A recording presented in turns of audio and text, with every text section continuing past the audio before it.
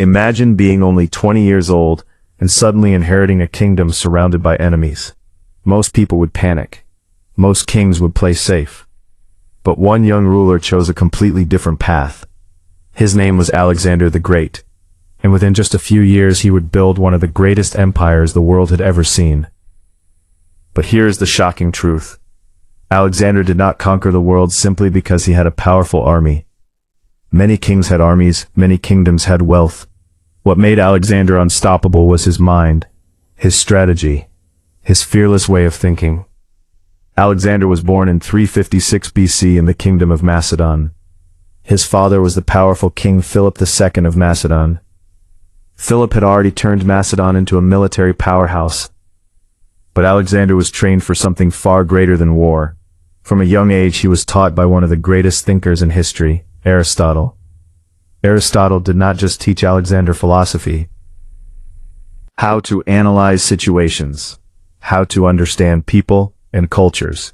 This education shaped Alexander into something rare in history, a warrior with the mind of a strategist. When Alexander was only 20 years old, his father was assassinated. Suddenly the young prince became king. Many enemies believed this was their chance. Several Greek cities rebelled. They thought the young king would be weak. They thought he would hesitate.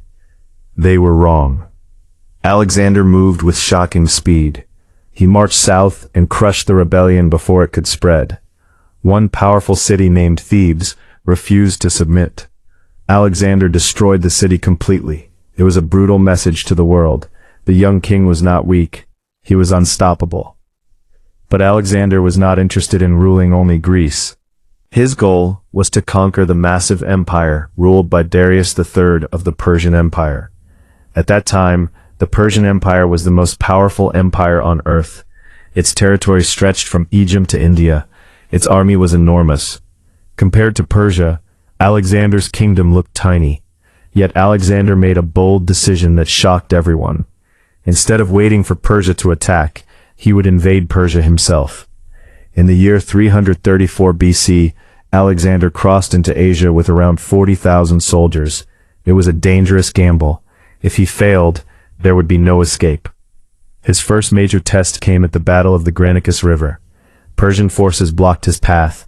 Most generals advised Alexander to wait until morning. The river was dangerous, and the enemy had the high ground.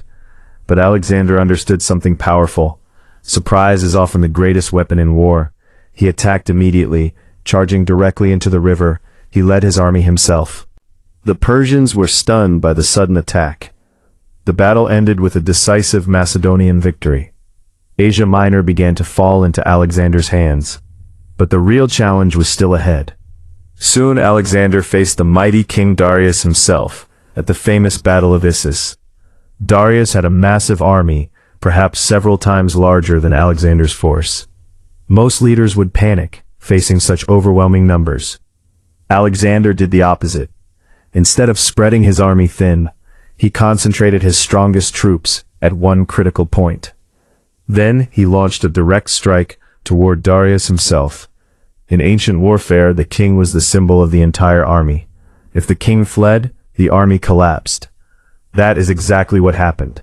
When Alexander charged toward him, Darius panicked and ran from the battlefield.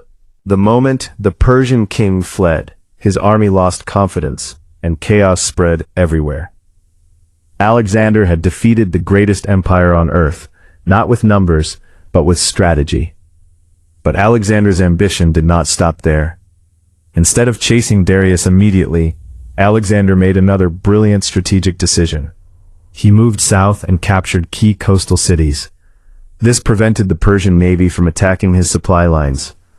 One of the most incredible examples of his strategic genius happened at the siege of Tyre. Tyre was located on an island and protected by massive walls rising from the sea. Many believed it was impossible to conquer, but Alexander refused to accept the word impossible. He ordered his army to build a giant causeway across the sea, connecting the mainland to the island. Stone by stone, his soldiers built a road through the water, while under constant enemy attack. After 7 months of relentless effort, Alexander's forces finally breached the walls. Tyre fell.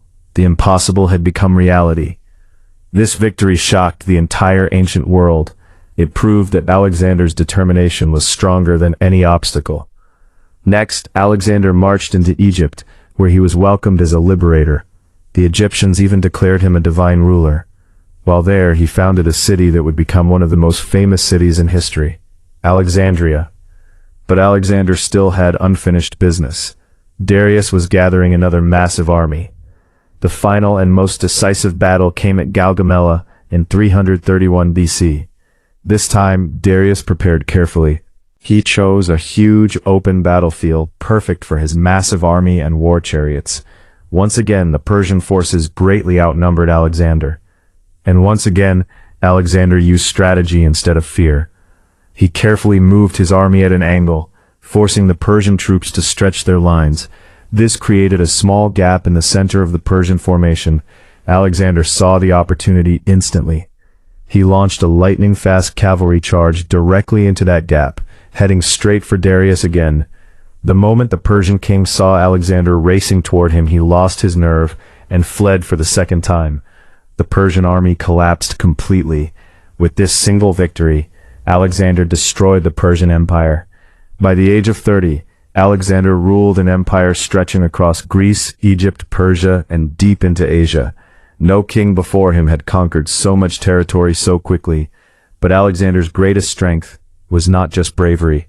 It was his mindset. He led from the front. He shared hardships with his soldiers. He adapted to different cultures instead of simply destroying them. He studied his enemies.